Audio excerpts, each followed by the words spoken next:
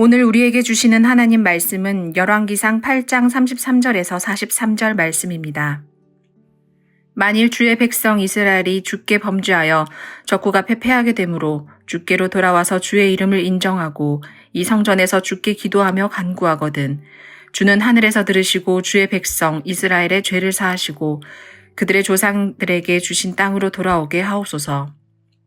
만일 그들이 주께 범죄함으로 말미암아 하늘이 닫히고 비가 없어서 주께 벌을 받을 때 이곳을 향하여 기도하며 주의 이름을 찬양하고 그들의 죄에서 떠나거든 주는 하늘에서 들으사 주의 종들과 주의 백성 이스라엘의 죄를 사하시고 그들이 마땅히 행할 선한 길을 가르쳐 주시오며 주의 백성에게 기업으로 주신 주의 땅에 비를 내리시옵소서.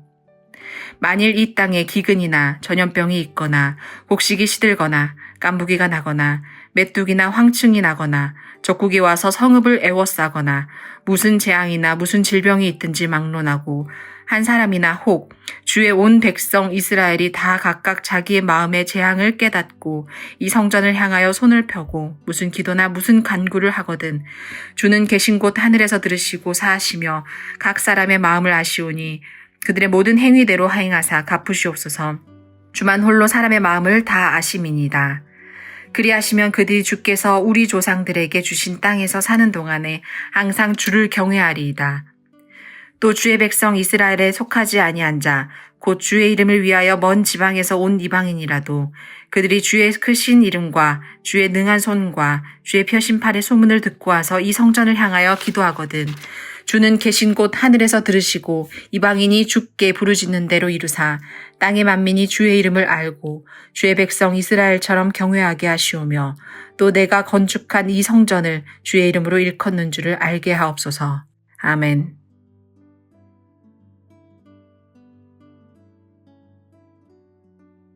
열왕기서 8장은 여호와의 성전을 하느님께 봉헌하는 내용이 기록되어 있습니다.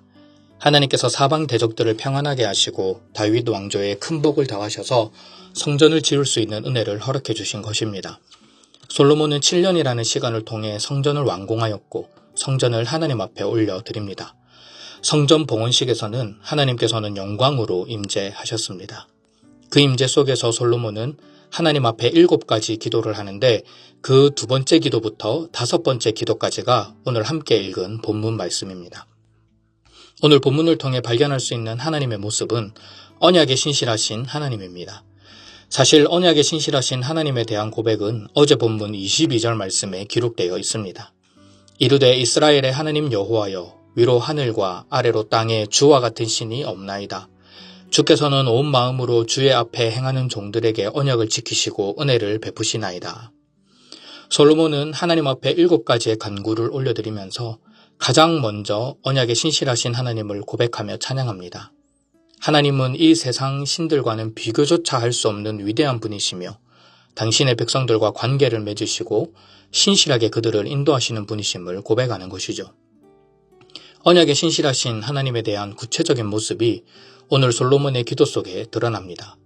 하나님은 백성의 죄와 불순종에도 불구하고 끝까지 언약을 지키십니다. 하나님은 하나님의 명령과 율례에 순종하면 복을 받게 될 것이고 그렇지 않으면 벌을 받게 될 것임을 말씀하셨습니다. 이는 신명기 28장에 잘 기록이 되어 있습니다. 신명기 28장에 백성들의 불순종으로 인해 받게 되는 여러 가지 벌이 기록되어 있는데 솔로몬은 그 중에서 전쟁에서의 패배, 기근과 가뭄, 재앙과 질병을 언급하며 하나님께 기도하고 있습니다. 먼저는 33절, 34절을 보시면 적국에서 패할 때 성전에서 기도하면 주께서 기도를 들어달라는 간구입니다. 솔로몬은 전쟁 패배의 이유는 백성의 죄라고 명확하게 말합니다. 자신들의 죄를 인정하고 돌이켜 성전에서 간구할 때 주께서 하늘에서 들으사 백성들의 죄를 사해달라고 고백합니다. 다음은 가뭄입니다. 35절 36절에 기록이 되어 있는데요. 솔로몬은 이 또한 주께 범죄함으로 하늘이 닫히고 비가 없어 벌을 받는 것이다 라는 것을 고백합니다. 그럴 때에도 성전을 향하여 기도하며 주를 찬양하고 죄에서 떠나거든 백성의 죄를 사하시고 비를 허락해달라 솔로몬은 기도합니다. 37절부터 40절까지는 재앙과 질병을 겪을 때에 대한 이야기입니다. 솔로몬은 이런 재앙이 하나님께로부터 왔음을 겸손히 인정하며 고난을 당하는 백성이 성전을 향하여 기도할 때 그들의 행위대로 갚아달라고 간구합니다. 언약의 신실하신 하나님의 은혜는 이제 이스라엘을 넘어 열방을 향해 나아갑니다. 솔로몬은 41절부터 43절 말씀을 통해 이방인들 또한 하나님에 대한 소문을 듣고 이 성전을 향해 기도할 때 하나님께서는 하늘에서 들으시고 이방인의 부르짖음을 들으사 만민이 주의 이름을 알고 주를 경외하게 해달라고 간구합니다. 이는 성전이 단순히 이스라엘 백성만을 위해 주어진 장소가 아니라 이제 이스라엘을 넘어 열방을 향해 나아가는 공간이 되었음을 선언하는 것입니다.